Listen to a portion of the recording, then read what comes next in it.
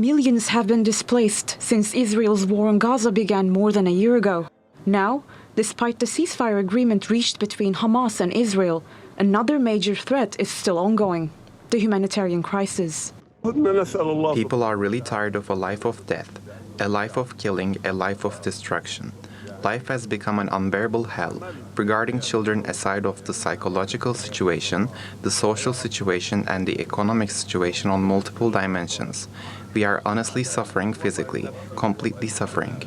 Widespread conflict has destroyed homes, schools, medical facilities, and critical infrastructure. Humanitarian organizations have repeatedly urged safe and unhindered aid access in Gaza, racked by hunger. This is the time for member states, donors, and the global community to step up, to provide this flexible funding and to enable these swift and effective responses and for the urgent and longer term needs. And the UN cannot deliver the response alone on all fronts. The private sector is critical, and private supply stations should be restored and basic commodities allowed to flood Gaza. The World Health Organization says it should be possible to scale up aid imports into Gaza massively to around 600 trucks a day under the terms of the ceasefire deal.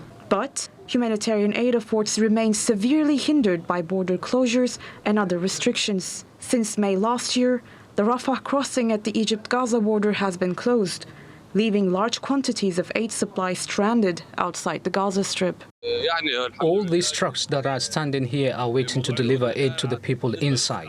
We heard, thank Allah, that starting from next Sunday the crossing will begin operating and the ceasefire has been declared.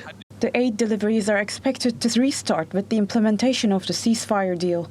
But the UN says the humanitarian conditions inside Gaza are among the worst in the world, and it may take many months before they are brought under control. Pinar Nisasta, TRT World.